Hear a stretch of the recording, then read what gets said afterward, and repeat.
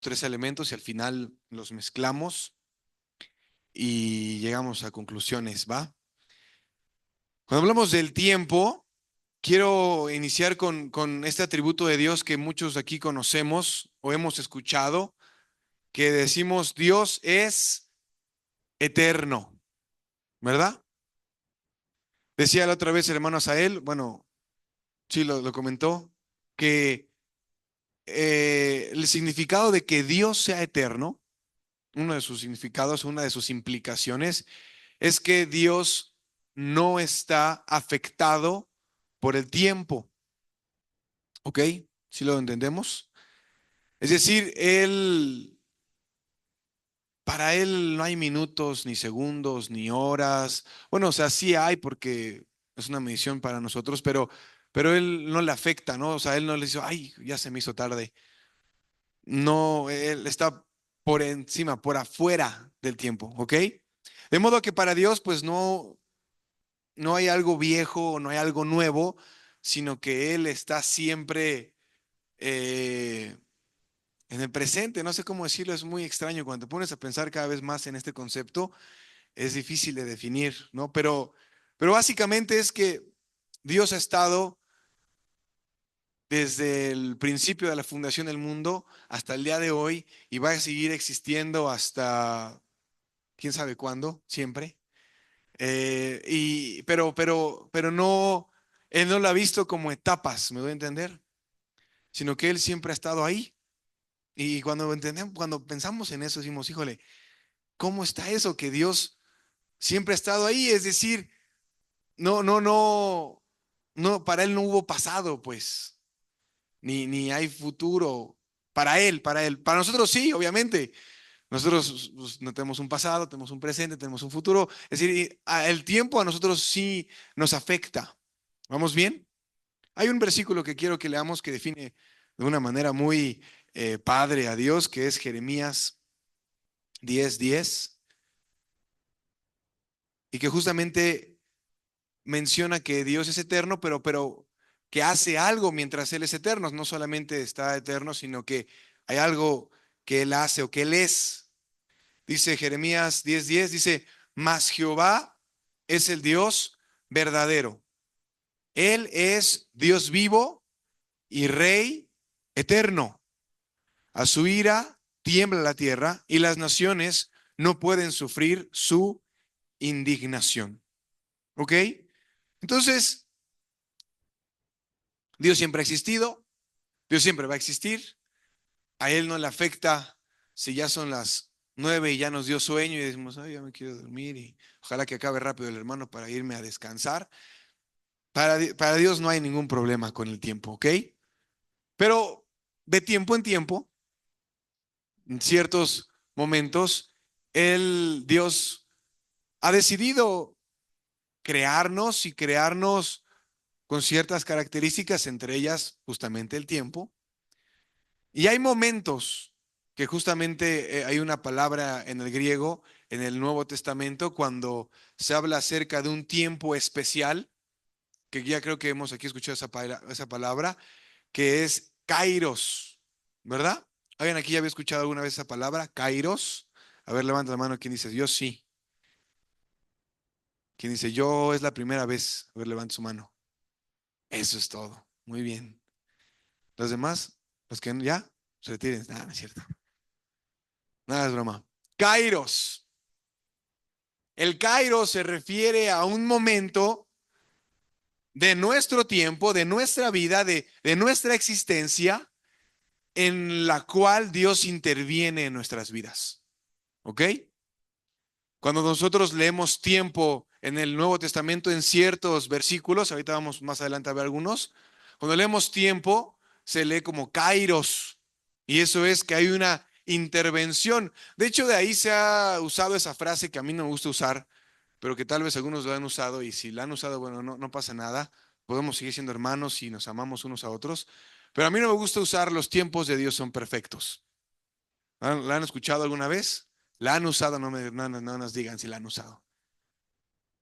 Ok, ese versículo según San Adriana, capítulo 15, versículo 2, no está en la Biblia.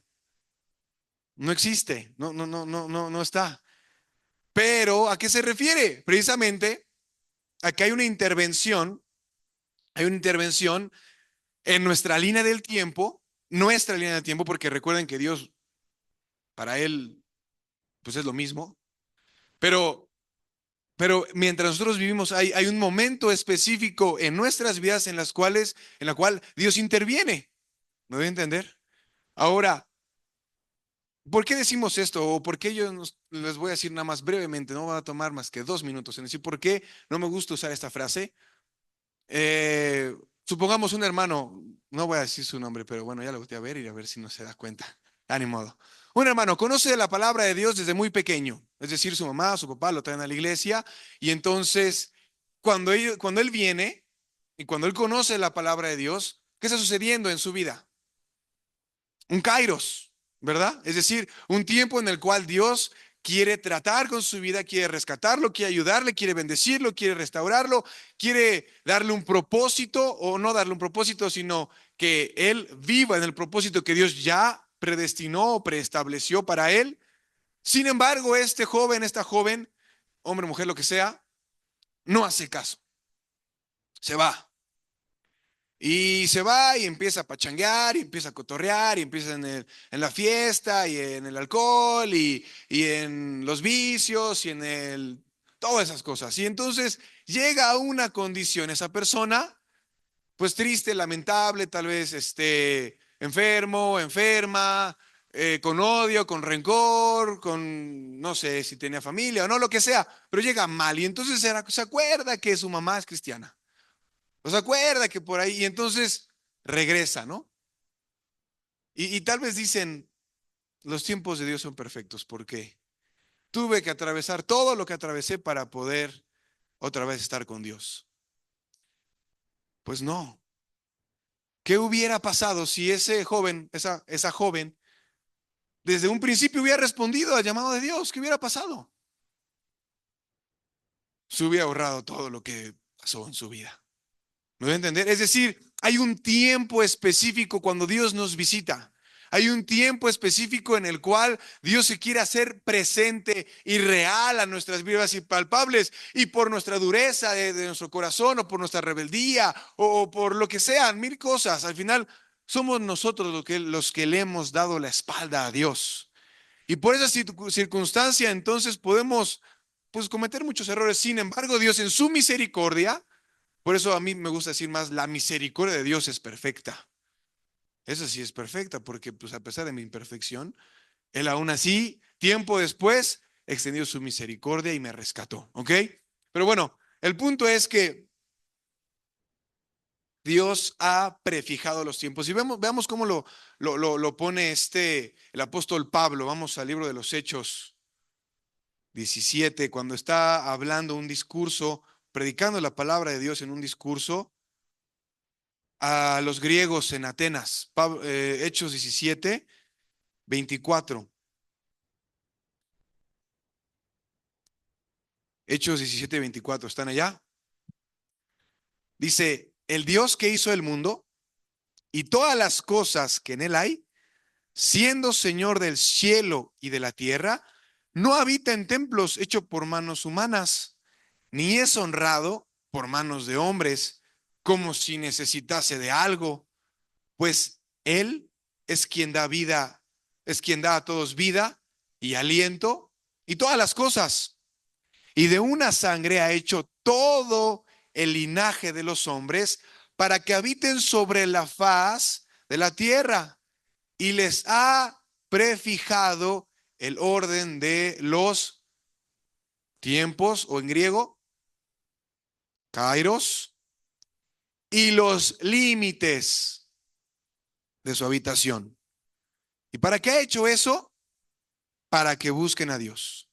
Si de alguna manera palpando puedan hallarle, aunque ciertamente no está lejos de cada uno de nosotros, porque en Él vivimos y nos movemos y somos, como algunos de vuestros poetas también han dicho, porque linaje suyo somos, siendo pues linaje de Dios, no debemos pensar que la divinidad sea semejante a oro o plata o piedra, escultura de arte y de imaginación de hombres, Pero Dios, habiendo pasado por alto los tiempos de esta ignorancia, ahora manda a todos los hombres en todo lugar que se arrepientan, por cuanto ha establecido un día en el cual juzgará al mundo con justicia por aquel varón a quien designó, dando fe a todos como con haberle, perdón, levantado de los muertos. ¿Ok? ¿Sí entendemos qué está diciendo aquí? Dice, está hablando a los griegos, tenemos que entender a quién le está hablando. Está hablando a gente que pues, cree en cosas extrañas, ¿no? En Zeus, en, ¿cómo se llaman sus dioses? ¿Quién más? Afrodita, y bueno, todas esas personas, ¿no? Tienen todas esas cosas, eh, y entonces está explicando, y me gusta mucho cómo lo explica aquí, porque dice, Dios ha establecido el orden, ha prefijado, Él ya prefijó los tiempos y ha puesto límites a nosotros en nuestra habitación. Dice esta pregunta allá en el ministerio, ¿a quién le hubiera gustado haber nacido en otra época? ¿Quién dice, yo estoy feliz con como estoy aquí ahorita en el 2024? A ver, levanta su mano. Yo soy feliz aquí. ¿A quién dice, no, a mí sí me hubiera gustado vivir en otra época? A ver, levanta su mano. ¿No? Ya no nos preguntamos cuál, porque si no, pues ya que nos tardamos 20 minutos. Pero tendremos nuestras razones, nuestros motivos, ¿verdad? El punto es que Dios decidió que tú y yo naciéramos en este tiempo, en este momento de la historia, de nuestra historia como seres humanos. Él lo decidió, él lo prefijó, él dijo, va a estar establecido que en el 2024, siendo, ¿qué soy? 11, 12, 13, híjole, ya ven, dice, 13 de noviembre del 2024, vamos a estar en la iglesia, etcétera, etcétera, etcétera. Él lo prefijó. Ahora, cuando viene la visitación de Dios es un momento realmente significativo en nuestras vidas. Debe ser un momento sumamente significativo en nuestras vidas, tan significativo que debe cambiar el rumbo de nuestras vidas, o por lo menos eso leemos en la palabra de Dios. Cuando Dios visitó, por ejemplo, a Noé. ¿Se acuerdan cuando visitó a Noé? ¿Sí o no?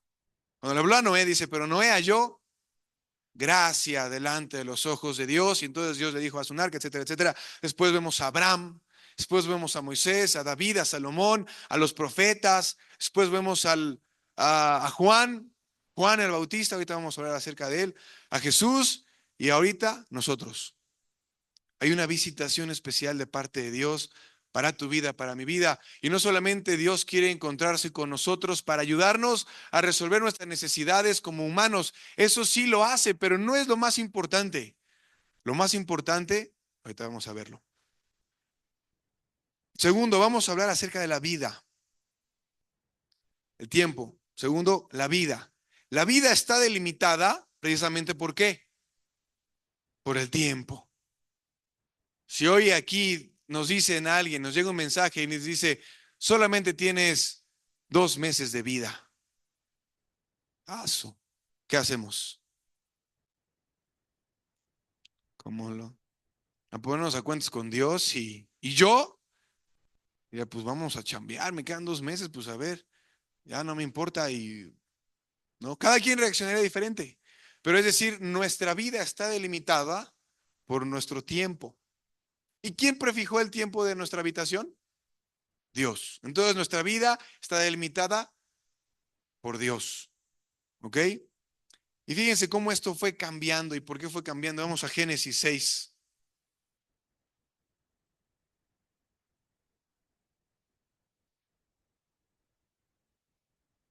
Génesis 6. ¿Sí vamos bien? 6:1.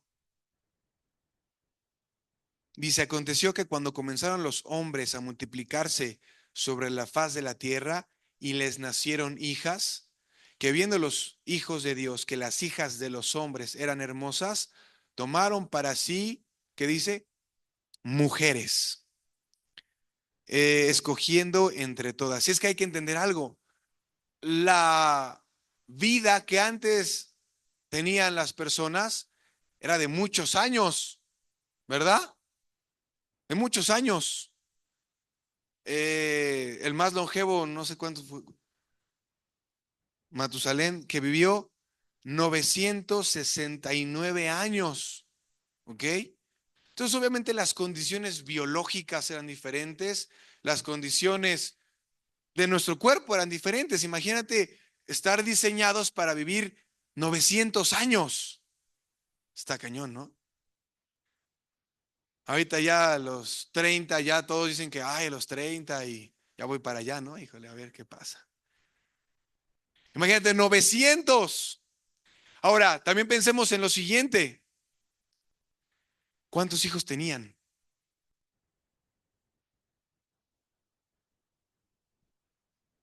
Cientos, miles de hijos.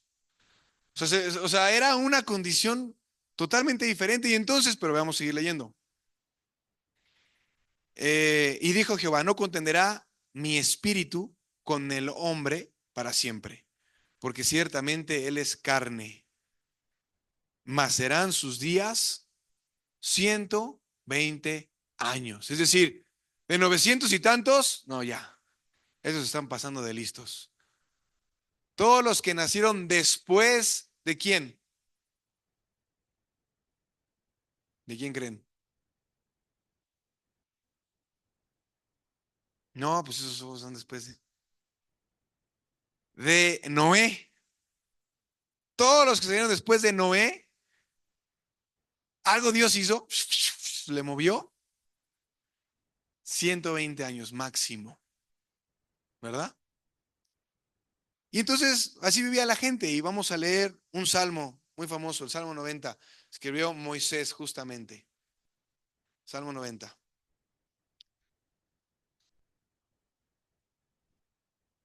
Fíjense lo que dice Moisés, Salmo 90. ¿Están ahí?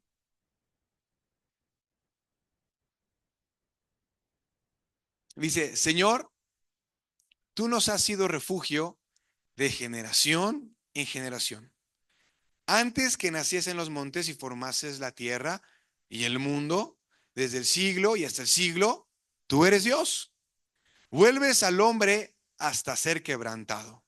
Y dices, convertíos, hijos de los hombres, porque 1000 años delante de tus ojos son como el día de ayer que pasó, y como una de las vigilias de la noche. Los arrebatas como un torrente de aguas, son como sueño, como la hierba que crece en la mañana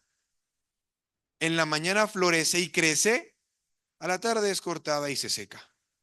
Porque con tu furor somos consumidos y con tu ira somos turbados. Pusiste nuestras maldades delante de ti, nuestros yerros a la luz de tu rostro, porque todos nuestros días declinan a causa de tu ira. Acabamos nuestros años como un pensamiento. Los días de nuestra edad son 70 años, y si en los más robustos son 80 años. Con todo, su fortaleza es molestia y trabajo, porque pronto pasan y volamos. ¿Quién conoce el poder de tu ira y tu indignación según que debe ser temido? Enséñanos de tal modo a contar nuestros días que traigamos al corazón sabiduría. Vuélvete, oh Jehová, ¿hasta cuándo? Y aplácate para con tus siervos. De mañana sácianos de tu misericordia y cantaremos y nos alegraremos todos nuestros días. Alégranos conforme a los días que nos afligiste y los años en que vimos el mal. Aparezca en tus siervos tu obra y tu gloria sea sobre sus hijos. Sea la luz de Jehová nuestro Dios sobre nosotros y la obra de nuestras manos confirma sobre nosotros. Sí, la obra de nuestras manos confirma. Ahora vamos a Eclesiastés, un poquito más adelante. Eclesiastés 4, perdón, 3. Eclesiastés 3:11.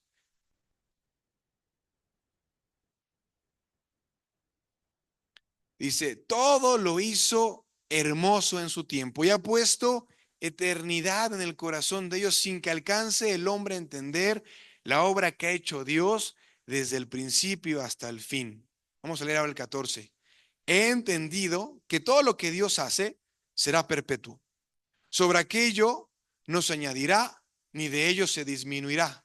Y lo hace Dios para que delante de él teman los hombres. Ahora vamos a la conclusión Salomón en Eclesiastés 12:13. Eclesiastés 12:13. Voy a llegar a un punto, ahorita con toda esa lectura. Eclesiastés 12:13. 12. Dice, el fin de todo el discurso oído es este: teme a Dios y guarda sus mandamientos, porque esto es el todo del hombre, porque Dios traerá toda obra a juicio, juntamente con toda cosa encubierta, sea buena o sea mala. Eclesiastés 12:13. Los antiguos, antes de que Cristo apareciera, decían, o sea, Moisés decía, pues vamos a vivir los más gorditos 80 años. Bueno, ni siquiera gorditos, no decía robustos, los sanos. Los que en la Pascua se comen la pura grasa, esos 70 años, ¿no? Eh, y, y la realidad es que siempre nuestro pecado va a estar delante de ti, Señor. O sea, tú conoces nuestras vidas, conoces nuestros pensamientos, conoces nuestros errores, conoces lo que decimos, conoces si nos cae mal el vecino, conoces todo de nosotros. Lo que podemos aspirar, a lo que podemos llegar y lo que podemos vivir es que nos enseñes a vivir con sabiduría, pero más importante, que extiendas tu misericordia sobre nosotros. Eso es lo que se aspiraba en esos tiempos. Es decir, aunque en el Antiguo Testamento, o no, aunque en el Antiguo Testamento no todos entendían a profundidad ese concepto que tal vez tú y yo hemos escuchado tantas veces, que es vida eterna o eternidad. ¿Me voy a entender? O sea, ¿qué decía Moisés en ese salmo o en ese cántico o en ese? Decía, Señor, pues con que tú nos des tu misericordia, nosotros nos vamos a alegrar, nos vamos a gozar y te vamos a alabar. ¿Qué decía después este Salomón? Señor, tú pusiste eternidad en nosotros, pero no sabemos lo que eso significa. Tú lo hiciste hermoso en su tiempo, hiciste eternidad, pero no sabemos qué es eso. Todo lo que tú hiciste así va a ser y así se va a quedar. Y entonces lo que hay que hacer es guardar los mandamientos de Dios. ¿Ok? ¿Y por qué? Porque si guardamos los mandamientos de Dios va a haber beneficios, va a haber consecuencias positivas, y si no guardamos los mandamientos de Dios, va a haber consecuencias negativas. Entonces, ¿qué es el todo del hombre? Que guardemos sus mandamientos. Pero después viene Jesucristo. Y aquí es donde quiero hablar de la tercera parte. ¿Cuál es la tercera parte? El reino. ¿Ok? Primero hablamos de el tiempo, después de la vida y al último, el reino. Vamos a Marcos 1:14. ¿Están siguiendo? Marcos 1:14.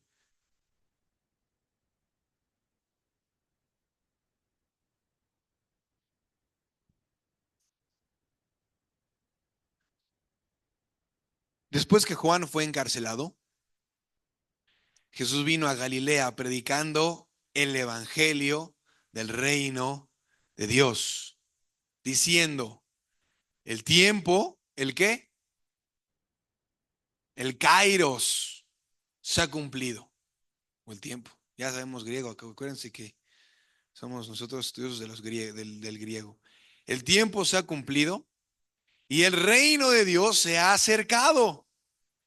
Arrepentíos y creed en el evangelio. Es decir, en ese momento cuando Jesucristo inicia su ministerio, hay una visitación diferente de parte de Dios para toda la humanidad. ¿Me voy a entender? Antes de Jesucristo, algunos que otros profetas decían, bueno, pues sí, el Señor me habló y me dijo que va a haber un reino eterno. Y yo creo, personalmente, es algo que yo creo nada más, no, o bueno, no que yo lo crea, yo creo que es así, pero los profetas y la gente que fue usada por Dios no tenía el mensaje completo. ¿Me voy a entender? Tenía partes del mensaje y tenía que decir, bueno, va a venir un Mesías, bueno, va a venir un siervo de Dios, bueno, Dios va a traer un reino eterno, pero no había una revelación completa de cuál iba a ser la nueva forma de Dios al visitarnos a nosotros. Quien vino a traer esa revelación completa, ¿quién fue? Jesucristo. Jesucristo. Él vino a decir, mira, el tiempo se ha cumplido. El reino de Dios se ha acercado. ¿Qué hay que hacer? Dos cosas que Dios hace y dos cosas que nosotros hacemos. Dos cosas que Dios hace es establecer los tiempos, se cumplió el tiempo. Y después que se cumplió el tiempo, entonces, ¿qué iba a hacer? Iba a acercarse al reino de Dios. Y lo que nosotros tenemos que hacer es arrepentirnos y ¿qué? Y creer en el Evangelio. ¿Ok? ¿Arrepentirme de qué? Arrepentirnos de la naturaleza en la que estamos viviendo que ofende a Dios todos los días, con querer o sin querer, o como diría el chavo, sin querer queriendo. Y creer en el Evangelio, ¿por qué? Porque es a través del Evangelio, a través de ese mensaje, no en sí la palabra Evangelio, pero a través de lo que representa el Evangelio, en el que tú y yo vamos a tener acceso al reino de Dios.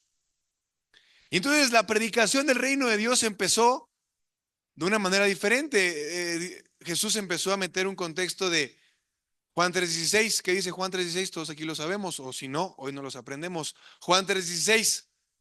Porque de tal manera amó Dios al mundo que ha enviado o que mandó a su Hijo unigénito para que todo aquel que en él cree no se pierda, mas tenga vida eterna. Vamos a leerlo de nuevo, a repetirlo de nuevo, pero sin la última parte, a ver si hace sentido. Dice, porque de tal manera amó Dios al mundo que ha dado a su Hijo unigénito para que todo aquel que en él cree no se pierda. O tal vez quitarle el no se pierda. Vamos a quitarle. Porque de tal manera amó Dios al mundo que ha dado a su Hijo unigénito para que todo aquel que en él cree, vamos a quitar en el todo aquel que en él cree. Porque de tal manera amó Dios al mundo que ha dado a su Hijo unigénito. Y luego, ¿cuál es el chiste de que Dios ha dado a su Hijo unigénito? Ah, porque cuando Él da a su Hijo unigénito, el ser humano puede creer en Él y al creer en Él se da cuenta, sus ojos son abiertos, en el que dice, lo que dijo Salomón hace miles de años, que Dios puso eternidad en el corazón, sin nosotros saber qué significaba eso, significa que hay un destino eterno al cual todos los hombres van a ir y solamente es a la vida eterna o a la muerte eterna. ¿Me voy a entender?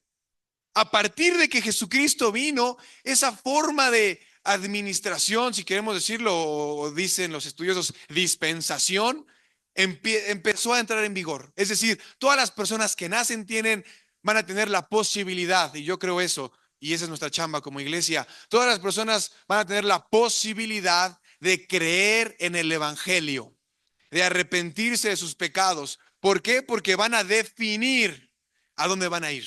Van a definir si quieren vivir eternamente o van a definir si quieren morir eternamente. ¿Vamos bien? Y entonces, aquí es donde se empieza a unir todas las cosas. Empezamos con el tiempo, hermano. Dios nos puso a nosotros en este tiempo, en este momento, en este punto de la historia. Porque yo creo que es un punto, somos un punto literal. ¿Cómo se hace una línea? Una sucesión de puntos. Somos un punto. O tal vez medio punto, no sé, una partícula. O sea, imaginémonos cuántas personas antes de ti y después de Jesucristo han vivido para Dios en todo el mundo. Es un chorro, ¿no?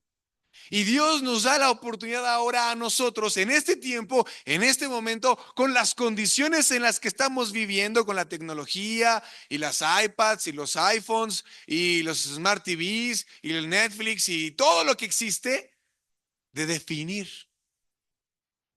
cuál va a ser nuestra vida. Si vamos a vivir para el reino de Dios o vamos a vivir para nosotros mismos, o para este mundo, o para lo que sea. Y tal vez tú dices, hermano, eso yo ya lo sé. Justamente el mensaje de hoy no es tanto de revelar cosas nuevas, pero es de alertarnos y de vivir sabiamente y de entender la visitación de Dios. Justamente está narrado en Lucas, me parece que es Lucas 21, Lucas 22, cuando Jesucristo viene entrando a Jerusalén. ¿Se acuerdan?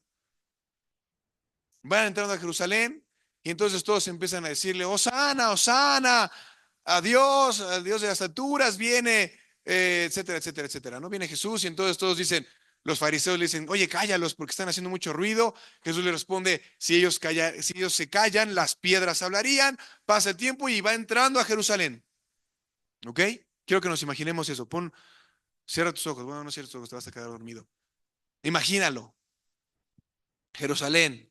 No tenemos fotos de Jerusalén, pero imagínate un desierto, porque es medio desértico por allá, una muralla y hay un templo y así bien bonito toda la ciudad, ¿no? Era justamente la capital de Israel.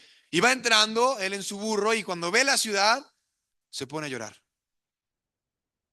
Se pone a llorar. Y dice, no supiste cuál fue el tiempo de tu visitación. No supiste que el rey que adoras y que vas a adorar en una semana más y la Pascua y todo lo que haces está caminando en tus calles, está viviendo ahí contigo y no supiste ese tiempo, no lo valoraste. ¿Me voy a entender? Y muchas veces tú y yo somos así, hermanos. Yo no sé. Vamos a leer una historia más en Lucas y después dos escrituras más y ya terminamos, lo prometo, porque ya me he extendido últimamente mucho. Lucas 1. Quiero que vamos. Está bien interesante esto. Lucas 1:5. Dice, hubo en los días de Herodes. Me gusta mucho Lucas porque él narra todo y quién gobernaba y quién decía y dónde estaban y quién, todo esto. Entonces es muy detallista. Y dice, hubo en los días de Herodes, rey de Judea, un sacerdote llamado Zacarías, de la clase de Abías. Es decir, ¿de qué tribu era Zacarías? Si es sacerdote, ¿de qué tribu era? De Leví, era levita. Y dice, y su mujer era de las hijas de Aarón. Por eso se hizo levita, porque era de Aarón. Y se llamaba Elizabeth. Ambos eran justos delante de Dios y andaban irreprensibles en todos los mandamientos y ordenanzas del Señor, pero no tenían hijo, porque Elizabeth era estéril y ambos eran ya de edad avanzada. Aconteció que, fíjense, el Kairos, aconteció que ejerciendo Zacarías el sacerdocio delante de Dios según el orden de su clase, conforme a la costumbre del sacerdocio, le tocó en suerte ofrecer el incienso, entrando en el santuario del Señor. Es decir, estaba Zacarías y vamos a echar suertes. Era una práctica que se tenían que no sé específicamente a qué se dedica, pero echaban suertes y a quien le tocaba, era como un volado y si te tocaba, Dios decidió que te tocara y era algo sagrado, o sea, no era como que el azar, como de que bueno, si te tocó, pues te tocó, no, no, no, sí había una intervención de Dios. Entonces tocaron suertes y le tocó a Zacarías. Y dice, y toda la multitud del pueblo estaba afuera orando a la hora del incienso. Y se le apareció un ángel del Señor, puesto en pie a la derecha del altar del incienso. Y se turbó Zacarías al verle y le sobrecogió temor porque el ángel le dijo, dijo, Zacarías, no temas, porque tu oración ha sido oída y tu mujer Elizabeth te dará a luz un hijo y llamarás a su nombre Juan. Imagínate cuánto tiempo estuvo orando Zacarías. ¿Quién sabe? Pero ahí podemos aplicar la frase, los tiempos de Dios son perfectos. Ah, no, no, no. Hubo un kairos de Dios, ¿ok? Hubo una visitación especial de Dios. Zacarías, ¿por qué? ¿Por qué lo dispuso? ¿Por qué? Porque él buscaba. ¿A quién buscó? ¿A quién buscó Dios? Bendecir y escuchar su oración y responder su oración. ¿Quiénes eran? Temerosos, justos, irreprensibles delante de Dios. Es decir, no era un pagano que estaba ahí en el día de reposo tomando, bebiendo, no, no, era alguien que guardaba la ley, era alguien que en su entendimiento y en su tiempo agradaba a Dios. Y entonces Dios decidió escuchar su oración, responder su oración, y dijo, te va a tocar, te va a dar un hijo que se llama Juan. Dice, y tendrás gozo y alegría. Y muchos se regocijarán de su nacimiento, porque será grande delante de Dios. No beberá vino ni sidra y será lleno del Espíritu Santo, aún desde el vientre de su madre. Y hará que muchos de los hijos de Israel se conviertan al Señor, Dios de ellos, e irá delante de él con el espíritu y el poder de Elías para hacer volver los corazones de los pobres, perdón, de los padres a los hijos y de los rebeldes a la prudencia, de los justos para preparar al Señor un pueblo bien dispuesto. Juan, le hemos dicho aquí, es un tipo de quién? Un tipo de la iglesia. Así como conocen la historia de Boaz, de Ruth. Y Boaz es un tipo de quién? De Jesús. Es decir, es una tipificación de Jesús. Y Juan es un tipo de quién? De la iglesia. ¿Ok? ¿Quiénes somos la iglesia? ¿Quién es la iglesia? Aquellos que se han arrepentido y han creído en el Evangelio. Esa es la iglesia. Si tú estás aquí y no te has arrepentido de tus pecados, te tengo malas noticias por un breve momento, porque ahorita se puede cambiar todo. No eres parte de la iglesia. Pero si ya te has arrepentido y has creído en el Evangelio, entonces eres parte de la iglesia. Y al ser parte de la iglesia decimos, ok, entonces, ¿qué vamos a hacer?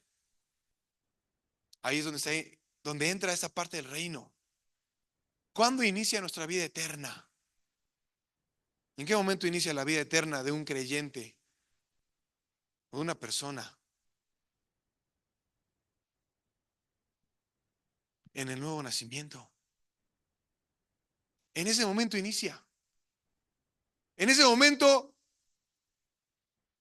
hay un milagro en tu corazón, hay un milagro en mi corazón. Hay una situación en la que dices, porque pensemos en esto, ¿no?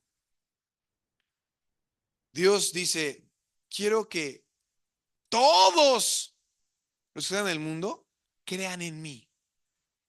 Híjole, ¿cómo lo vamos a hacer? Muy sencillo.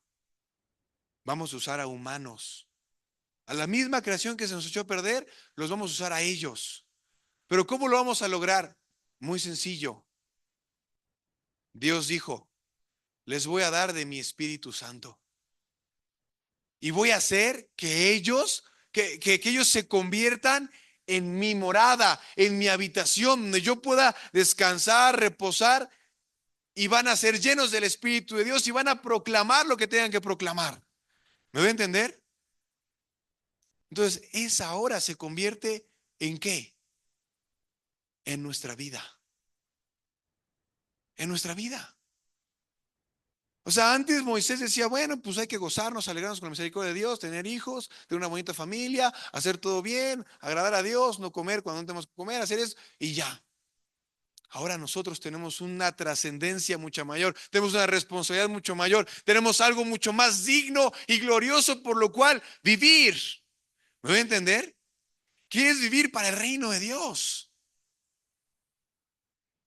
¿Qué es lo más digno y lo más glorioso que un ser humano pudo haber vivido? ¿Se acuerdan cuando en Hebreos dice que muchos de los que vieron ahí no alcanzaron lo prometido, que ellos entendían ciertas revelaciones de Dios, pero no sabían que iba a haber una vida eterna. Tú y yo sí lo sabemos. ¿Y cuál es nuestro propósito, hermanos? Que le preparemos al Señor un pueblo bien dispuesto. Que vayamos a las personas y que volvamos el corazón de los padres a los hijos y de los rebeldes a la prudencia para preparar para el Señor un pueblo bien dispuesto. Esa es nuestra vida. Esa es nuestra labor. A eso nos dedicamos. Eso es lo que somos. La pregunta es, ¿esa es tu vida? ¿Es lo que tú haces? Eso es lo que te mueve todos los días. Despiertas y dices, yo quiero vivir para Dios. Segunda de Timoteo 4. Está hablando, obviamente sabemos que está hablando aquí, el apóstol Pablo, ¿verdad? Está el apóstol Pablo y está, como de costumbre, en la cárcel. Entonces, que en la cárcel, ¿qué hacías? Pues escribir, ¿no? O sea, no puedes hacer muchas cosas. Entonces, pues mientras estaba en la cárcel, pues escribió muchas de sus epístolas, ¿verdad? El Filipenses, la de Colosenses, la de Timoteo. Entonces estaba en la cárcel y dice, te encarezco. ¿Qué es encarecer? Te encargo. Pero no es como de, oye, ahí si puedes, ¿no? Échale un ojito allá. ¿Qué es? Es como de, oye, todo lo que vas a hacer hoy, hazlo, pero esto no puedes no hacerlo. Debes hacerlo. Entonces dice, te encarezco delante de Dios y del Señor Jesucristo, que juzgará a los vivos y a los muertos en su manifestación y en su reino, que prediques la palabra, que instes a tiempo y fuera de tiempo, redarguye, reprende, exhorta con toda paciencia y doctrina. Porque vendrá tiempo cuando no sufrirán la sana doctrina, sino que teniendo comezón de oír, se amontonarán maestros conforme a sus propias concupiscencias y se apartarán de la verdad, y apartarán de la verdad el oído y se volverán a las fábulas. Pero tú, sé sobrio en todo, soporta las aflicciones, haz obra de evangelista, cumple tu ministerio. ¿Cuál es nuestro ministerio, hermanos? La reconciliación de las almas. Ese es nuestro ministerio. Los que somos iglesia, los que no, pronto va a ser, ¿verdad? ¿Y por qué le está encareciendo eso? Dice, porque yo ya estoy para ser sacrificado. Y él, aquí no es Kairos, aquí es otro, aquí es Cronos. Y el tiempo de mi partida se acerca, es decir, ya no me queda mucho tiempo de vida. Pero he peleado la buena batalla, he acabado la carrera, he guardado la fe. Por lo demás, me está guardada la corona de justicia, la cual me dará el Señor, juez justo, en aquel día, y no solo a mí, sino también a todos los que aman su venida.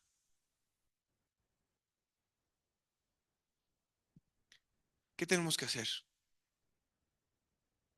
¿Cuál es nuestra vida? Hay tantas distracciones hoy, en ese tiempo, en este momento, tantas cosas que nos alejan. Y yo, tú crees que Dios no conoce cuál es tu situación? ¿O sí la conoce? ¿La conoce o no? ¿Sí la conoce? ¿Sabe cuáles son tus problemas? ¿Sabe cuáles son tus limitaciones o lo que tú has puesto como límite para no servir a Dios? Dios lo conoce.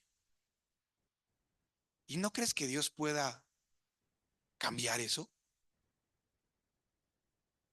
Pero ¿qué hay que hacer antes de que Él cambie eso? ¿Qué decía cuando estaba hablando en el Sermón del Monte? Los pájaros ahí tienen necesidad de comer, de alimentarse. Decía, pero ustedes busquen que lo primero en sus vidas sea el reino de Dios. quiero que hoy seamos muy honestos con Dios y que nos preguntemos o le preguntemos a Dios directamente, como quieras. Decirle, Señor, tú si ves hoy mi vida, como estoy viviendo, estoy expresando que estoy buscando primeramente tu reino, ¿o no? Tal como sabemos que Dios sabe todo, ¿o no? Dios sabe exactamente cuánto tiempo oraste, cuánto tiempo has leído la palabra de Dios. Dios sabe exactamente los pensamientos que has tenido el día de hoy o ayer. Él sabe todo. Y su iglesia, nosotros, nuestra labor, nuestro trabajo, nuestra responsabilidad es prepararle un pueblo bien dispuesto. La pregunta hoy es, ¿estamos viviendo esa vida? ¿Estamos viviendo para el reino de Dios? Dice el apóstol Pablo, yo ya peleé, yo ya corrí, yo ya estuve luchando, yo ya viví esta carrera, yo estuve haciendo todo lo que me tocaba hacer. Muchas veces nos excusamos en nuestros problemas y limitaciones. Hermano, ¿por qué no sirves en un grupo de casa? No, no que no sirva. En un grupo de casa o en algún ministerio. ¿Por qué no has lo que tú digas, lo que te venga a la mente? Porque X cosa. ¿Qué es lo más digno que tú y yo podemos hacer? Llevar a un alma de la muerte eterna a la vida eterna. Eso es lo que nos debe dar dignidad. ¿Sabes qué estaba pensando hoy antes de ese mensaje? Dije, Señor, porque ¿para qué Dios nos da coronas? ¿Alguien sabe? ¿Para qué Dios nos da coronas? Para presumírnoslas. Mira mi corona, la mía está más limpia que la tuya. Mira mi gema por mi obediencia. La corona, las coronas que Dios nos hace en Apocalipsis son para que nos las quitemos, nos arrodillemos y las pongamos a sus pies. Ah, pero esa corona no es para todos. ¿Y mi corona, Señor? ¿Cuál corona? Pues sí, mi corona, porque yo peleé la buena batalla de la fe, corrí la carrera. Si siempre te excusabas, si siempre había un pero, si siempre había un no, es que sí quisiera, pero es que sabes qué, pero ahorita, pero mañana. Digo, no, Señor, tú me rescataste. Decía el pastor, tú me compraste para que yo pudiera no solamente decirte, Señor, Señor lo dicen todos, pero a vivir como un siervo. Vivir como un siervo y decir, Señor, lo que tú quieras, a donde quieras que vaya, lo que quieras que yo haga, lo voy a hacer. Y con gozo. Si hay que ir para allá, si hay que ir para acá, si hay que abrir esto, si hay que hacer lo otro, lo voy a hacer. ¿Por qué? Porque soy tu siervo, porque mi vida te pertenece, porque tú pagaste el precio por mí. Porque pusiste eternidad en mi corazón y esa eternidad fue para que yo pudiera vivir contigo para siempre. ¿Qué más? ¿Qué hay en este mundo que esté ganando tu corazón? ¿Qué hay en esta tierra? Les decía en el ministerio, ¿de qué se trata la vida en esta tierra? Todo tu intelecto, todo tu razonamiento, toda tu capacidad, todas tus virtudes y habilidades para hacer rico a alguien más. ¿No es así? O hacerte rico a ti, lo mismo. Pero toda nuestra vida, nuestro tiempo, nuestro esfuerzo para darle la gloria que Dios merece. Ese es el sentido de la vida. Vamos a ponernos de pie.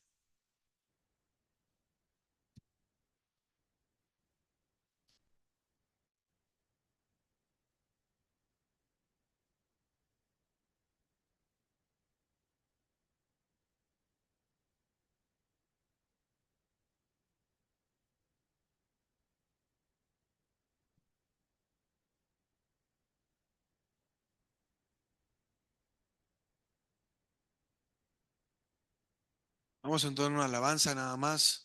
Y vamos a quedarnos ahí en donde estamos. No vamos a hacer un llamamiento al altar hoy. Pero quiero que salgamos de este lugar y definamos. O reajustemos, ¿no? Tal vez sí estamos viviendo para Dios, genuinamente. Pero hay muchas cosas que tenemos que ajustar todavía. Hay muchas cosas que tenemos que cambiar. Hay muchas disciplinas que tenemos que implementar en nuestra propia vida.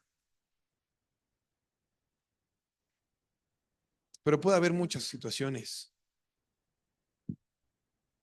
El caso más preocupante es cuando no tienes un deseo de vivir para Dios.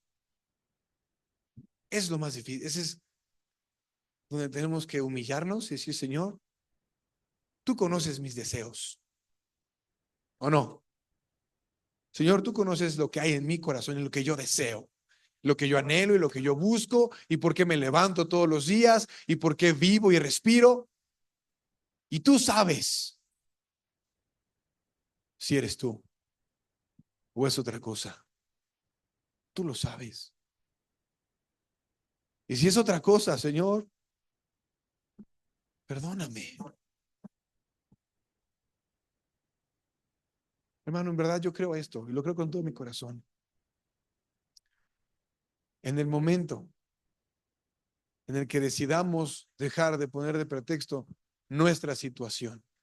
Puede ser muy difícil, no estoy diciendo que no sea difícil o complicada, lo puede ser. Pero en el momento en que dejemos de ponerlo eso como un limitante en nuestra vida para servir a Dios, en ese momento, cuando nos echemos la bronca, cuando nos echemos el esfuerzo, lo que tengamos que hacer, en ese momento estoy seguro, Dios nos va a ayudar. No nos va a dejar solos. Dice, busquen primero el reino de Dios. Ese es el énfasis, busquen, ese es el énfasis, busquen el reino de Dios, busquen el reino de Dios, busquen su justicia. Despreocúpense de lo demás. Eso no importa, pero busquen primero el reino de Dios. Vamos a cerrar los ojos todos, vamos a meditar. Mientras mis hermanos en una alabanza. Ya saben. Vamos a permite que el Espíritu Santo te hable. Tal vez Él te puede llevar al momento en el cual perdiste esos deseos de servir a Dios. Señor, perdóname. Ayúdame.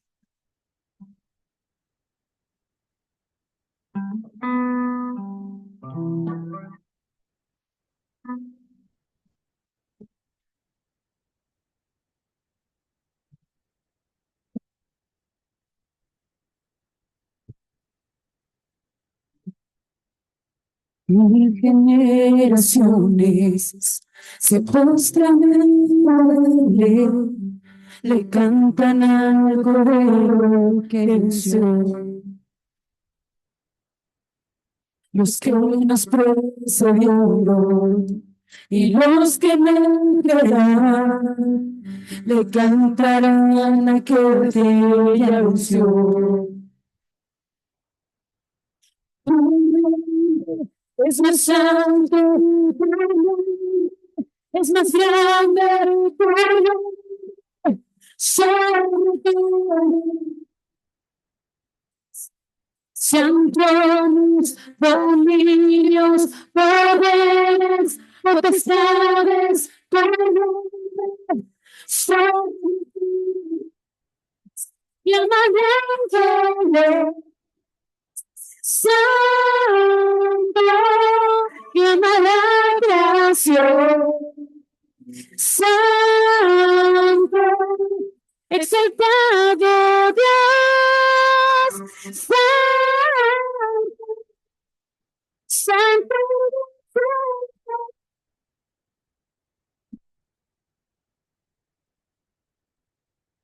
sigan gobernando y traen salvación. Cántale al Cordero que venció.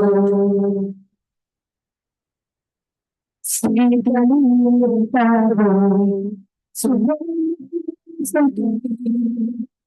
Cántale al Cordero que venció. cantaremos siempre llanamente, llanamente.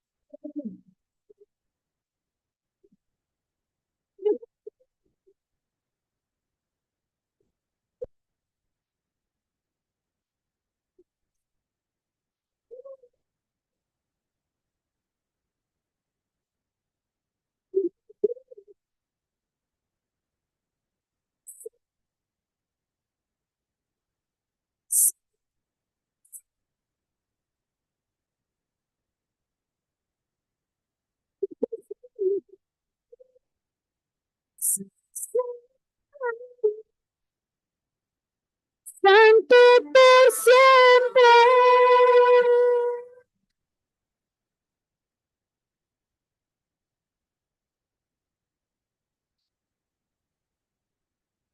Padre, un día vamos a estar delante de tu presencia. Cada uno de nosotros, Señor, vamos a estar delante de ti para dar cuenta de lo que hemos hecho con el regalo que tú nos has dado, Señor, y con la invitación a formar parte de tu reino.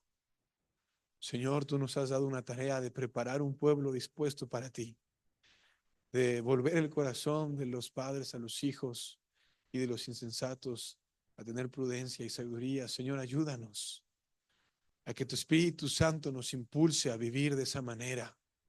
Que quitemos toda distracción, todo ídolo, todo obstáculo en nuestras vidas, Señor. Que nos comprometamos y nos consagremos, Señor, a ti, a entender nuestro tiempo, el tiempo en el que estamos viviendo, Señor, y el tiempo de tu visitación sobre nosotros y poder responder, Señor. Te lo pedimos en el nombre de Jesús. Amén. Vamos a dar un fuerte aplauso a Dios de alabanza.